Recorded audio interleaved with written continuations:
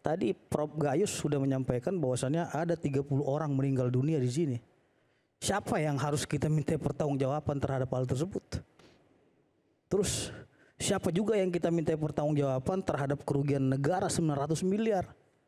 Ini kok bisa ada pelajar dan lain-lainnya muncul di sini, dari mana dapat? Itulah bermunculan. Jadi pertanggungjawaban pidana itu sesuai dengan perbuatannya yang dimintai pertanggungjawaban.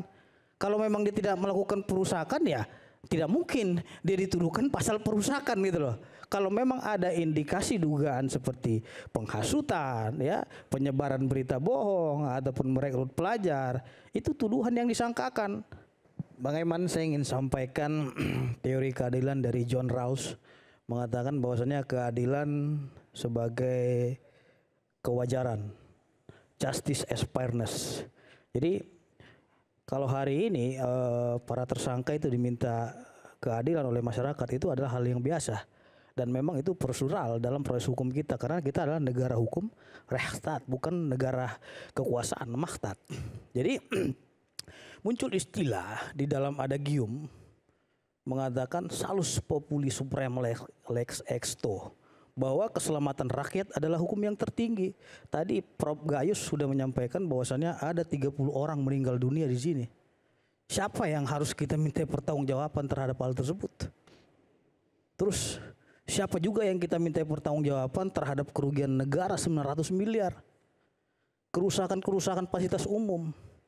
Itulah yang saya bilang tadi, kita harus melihat secara keseluruhan masyarakat Indonesia, bukan beberapa orang. Karena kalau kita berbicara rakyat, saya juga rakyat Bang Aiman, gitu loh. Prof Gayus juga rakyat.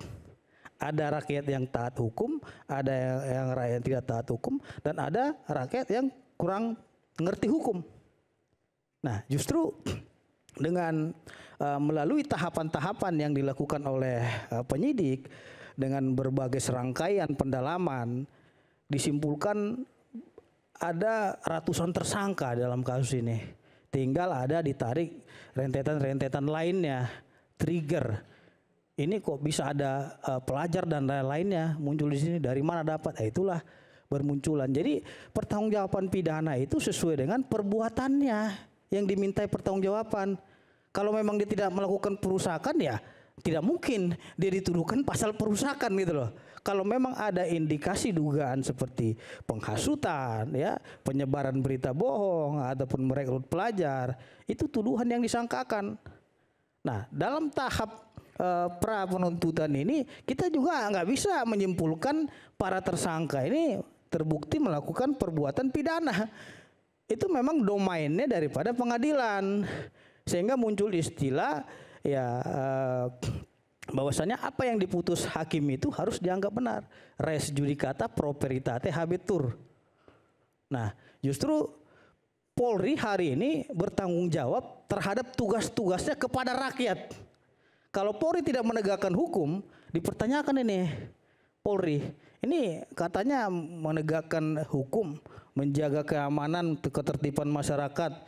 Tapi impact daripada kerusuhan tersebut ya menimbulkan kerusakan di mana-mana.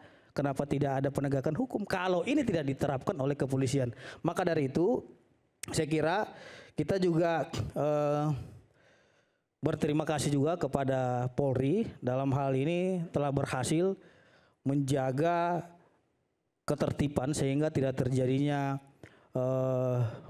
penggulingan pemerintahan yang sah pada tanggal 28 Agustus dengan pendudukan DPR RI. Karena saya khawatir kalau memang Polri tidak sikap dalam melakukan tindakan preemptif maupun preventif, ini akan terjadi ke arah makar. Jatuhnya pemerintahan yang sah. Maka dari itu ya saya juga sangat setuju ya, kalau memang polisi ini masih ada yang kurang ya, Prabowo sudah tegas. Dia akan melakukan pengawasan melalui reformasi Polri tadi. Nah, karena tidak bisa juga kita bilang Polri sempurna, tidak, karena dia berbenturan terus dengan masyarakat setiap hari-harinya.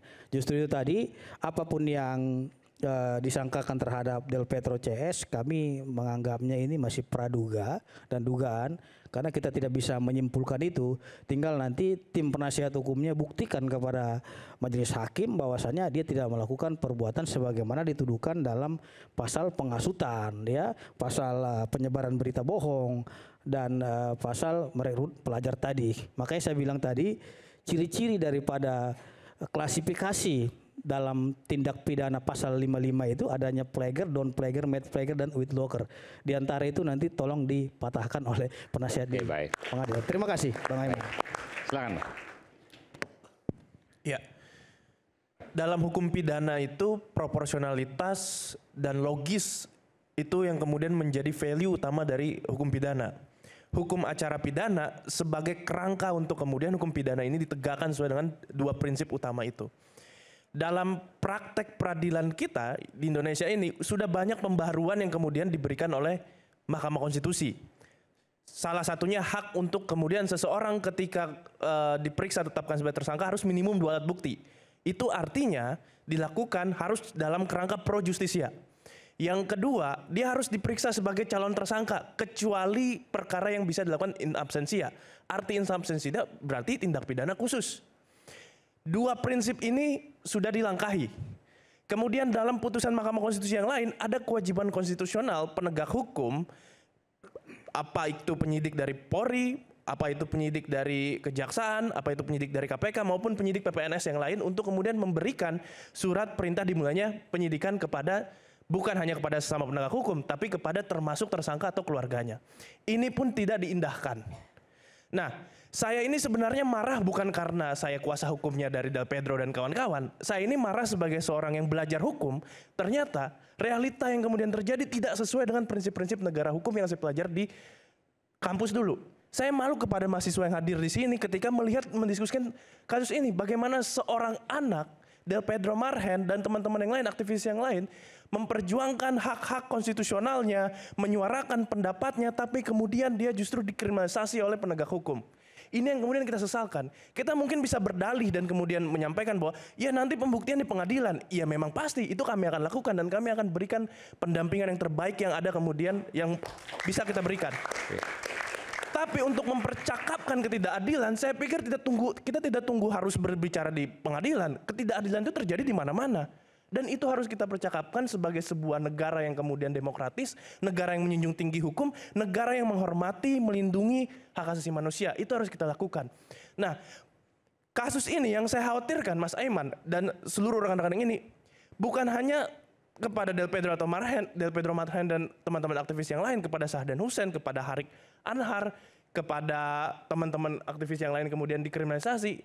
Tapi saya khawatir proses ini bisa kemudian menjadi mendelegitimasi kerja-kerja masyarakat sipil. Karena masyarakat sipil itu bisa dicap dia sebagai penghasut, bisa dicap dia sebagai kemudian provokator, padahal dia melakukan advokasi hak asasi manusia. Yang kedua, saya khawatir proses hukum ini bisa menimbulkan chilling effect, efek takut kepada orang-orang yang kemudian ingin berdemonstrasi, ingin menyuarakan pendapatnya, ingin kemudian memprotes kebijakan pemerintah, kebijakan parlemen yang kemudian tidak sejalan dengan kehendak dan kepentingan rakyat. Yang ketiga, ini bisa menjadi ruang abuse of powers kalau kita biarkan. Nah, saya khawatir jangan-jangan hari ini Del Pedro Marhen, jangan-jangan ke depan bisa Aiman Wicaksono, ke depan bisa Profesor Gayus Lumbun, ke depan bisa Pitra Romadhoni, ke depan bisa Mas Sugeng, ke depan bisa Bang Ubedil, ke depan bisa saya Maruf Bajamal, dan ke depan bisa Asminawati. Oleh karena itu kita harus menyuarakan ini, kita harus terus menyuarakan ketidakadilan ini tanpa perlu menunggu di pengadilan. Dan saya mengapresiasi acara ini, terima kasih. Baik, terima kasih. Bang Sugeng silakan.